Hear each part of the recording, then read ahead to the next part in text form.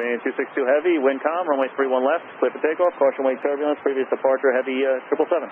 Hello and welcome aboard. I'm DerTebbers, and we are here in Côte d'Ivoire at Côte d'Ivoire Airport, Air Base in Côte d'Ivoire, UK, in our electric Lightning. This is the F.3 model, which looks derp, but we'll talk about why it looks as derp as it does.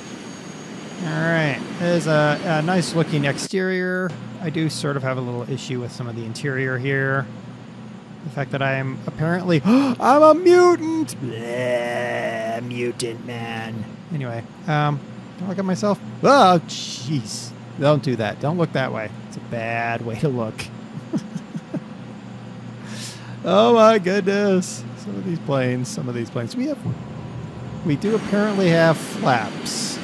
That's nice. We have flaps right on the inside there. Look at that.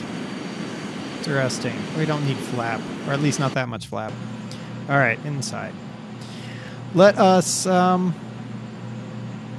roll. Apparently. Okay, let's take off. That's it. That's all the engine sound we get. I can't even tell if the afterburners are on. Can you light? No? Alright, fine. Take off. Alright, let's retract our gears here. There we go. We can't go too fast. And I'll talk about that in a minute. Alright, this is the only all-British Mach 2 fighter plane. Woo! Let's do a barrel roll for that. Oh, we probably should have gotten more altitude before we did that. Oh, and we made it. Maneuverability, not really high on the list here. It is also the first plane in the world capable of supercruise. What is supercruise, you ask? Well, you probably know because of the F-22 Raptor, the modern-day American interceptor is supercruise capable. Supercruise means you can cruise above Mach 1 without lighting your afterburners. So, British, you can claim, rightfully so, you came up with supercruise. Well, you didn't come up with supercruise, but you at least developed something that was supercruise capable, well ahead of the Americans.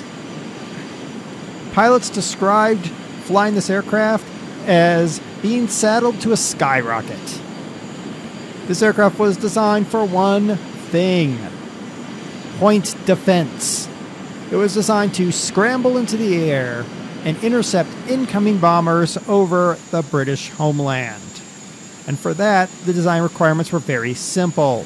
This aircraft had to have a high rate of climb, massive acceleration, high speed, range, and combat endurance were not important because, look, we're already over to sea. I mean, let's be honest. You don't need a lot of range. All you're doing is point defense. You're just getting up in the sky, shooting down some bombers, and then getting back home.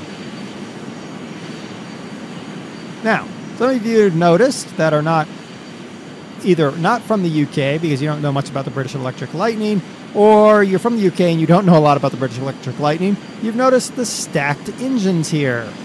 Isn't that interesting? Stacked engines. Huh, who came up with that thought? Well, they came up with the thought because the requirements for this aircraft were conflicting. The requirements said the aircraft had to have a minimized frontal cross-section, meaning a very skinny aircraft. Yep, we made that. Had to have undisturbed engine airflow across a wide range of speeds, and that required that the airflow be consistent and constant into the engines, and it had to have high thrust in order to meet the climb, acceleration, and speed requirements. And the only way to do that at the time was to have two engines, but if you put two engines on anything but a center line, the aircraft gets kind of chunky. And that was not what they wanted here. So they came up with the ingenious thought, let's stack the engines.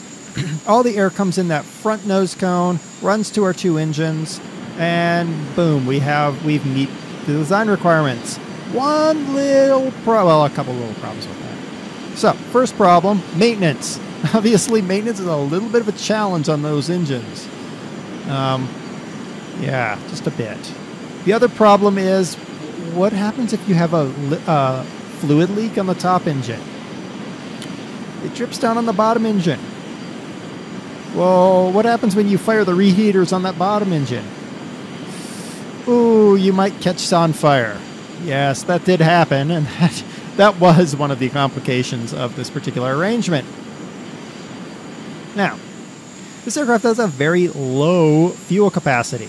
Now, because those engines are stuffed in there, okay, there's no room in the fuselage for fuel. Very little room in the fuselage for fuel. Because, let's see if I can get the gears to come out nicely. There they go. Because those gears fold like they do, it creates an issue for wing tanks. Uh-oh. Yeah, she didn't carry much fuel at all. To solve this problem, in the F.3 model, which is what we're flying, and the F.6 model, they came up with this, what looks absolutely derp, these over-wing fuel tanks. They were jettisonable. In an emergency, you could jettison your over-wing fuel tanks. I have to think that in an emergency, those jettison might take out your tail. I'm just saying. It doesn't look like it would be a very smart thing to do. But that is how they came up with a way to carry more fuel, because otherwise the aircraft just wasn't capable of carrying enough fuel. Another problem came about in the F.3 model. They deleted the cannon. Originally, this aircraft had multiple 30mm Aiden cannons on it. Then they got the bright idea that you don't need cannons, you just use the missiles. The problem was the missiles weren't very good. Kind of like the F-4 Phantom over Vietnam. Kind of a similar sort of thought. We're going to go inside here. I've got the sucker throttled way down. I just noticed my gauges don't work. The gauges don't work. Alright, so there's really no point of being in the aircraft. Alright, screw that. Woo, pan by. Hey, what happens if I pop the air brakes? Oh, look at them go. They do actually pop. Very slowly, but they do pop. Alright, we're going to fly by... Actually, no, we're not going to do this. Okay. So, in the F.3 model, they did a cannon delete. They deleted the cannons. In the F.6, which was the final version of the Lightning, they brought it back, the cannons, using pods. So you had a gun pod. They did the same thing with the F-4 Phantom, honestly. They podded the cannon. Originally, they were going to move to the more consistent American Stinger missiles, but they never did because of costs.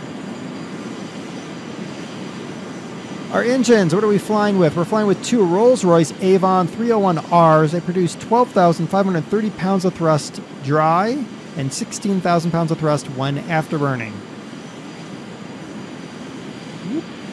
There we go. Notice how skinny those tires are? Yeah, those skinny little tires are because, well, the wings are really skinny for one. It also means that, believe it or not, this aircraft, those tires are at something, I think they're something up north of 300 PSI in those tires. Crazy. Crazy sauce. Range. We talked about the fuel problems of this aircraft. The range of this aircraft is a whole 850 miles. That's not its combat range. That's its range if it's just shuttling. You can imagine the combat range is probably a whole lot less because you're activating those big old afterburners back here. We are a little bit low, but that is okay. We shall overcome. The generous application of a little bit of fuel. Is that going away? That's going away. All right, let's get in the cockpit. All right, let's try to land this in cockpit. All right, so it had, in its final form, meaning that the F.6, it had two 30mm 8-in cannons, two underwing hardpoints, which are sort of cheek-mounted, actually. Oh, rack-a-mole. And then the two overwing fuel tanks. Sink rate. Yeah, shut up about the sink rate. Pull up. Hush. Pull up. We are going to do just fine. I promise. Pull up. We're going to be just Pull fine. up. Hush, talkie man. going to slam our Sink rate. huge 300 Don't PSI sink. tires, or small PSI tires. Don't sink me. I'm trying to land the airplane. I might land the airplane. We might end up in the North Sea, but... Alright. Can we stop in time? Apparently this says thrust reversers. Somehow I don't think it really did. But I'll take them because it means that we're not going to end up in the North Sea, which would have been the result otherwise. Okay, there we go. Stop. Let's put the parking brakes on. Okay. Oh, isn't she pretty? Let's shut her down for a minute. Oh, that is annoying. All right, and open the cockpit. Yay, cockpit opens. That's good. All right, now let's get in said cockpit. All right, shift 1. Okay, shift 2. Huh. All right, shift 3 is a it's a box. Oh, I've got a box. 4. I've got a radio compass and something else. 5. That's it. Oh, so this is supposed to be nav instruments. Well, I got a small problem with my nav instruments. Medic. Wait, no, not medic. Mechanic. All right. So this is the English Electric, later known as the BAC, British Aircraft Corporation, because they bought English Electric. The BAC Lightning. You get an F.1 model and several F.3s. There is not an F.6 in this pack, but that's okay. The F.6 is just an F.3 with a gun, with a cannon in it, really, and a slightly upgraded engine. It's an interesting aircraft. If you're into British aircraft, it's an important one. It did get an award for engineering feat posthumously after it was done and replaced. And you can see it in several museums. I have seen one. I've seen 2 in museums over here in the States. Why they're over here, I don't know, but they are. But yeah, this is the English Electric Lightning. Link is down below, as always. I've been DerTebbers. This has been your Flight Simulator X Spotlight of an important British fighter, supersonic jet fighter. Till next time, happy flying. United 351 North Alpha, good evening. Depart the Woodside VOR heading 060, vector visual approach runway 28 left. Okay, out of Woodside 060 for 28 left, United 351.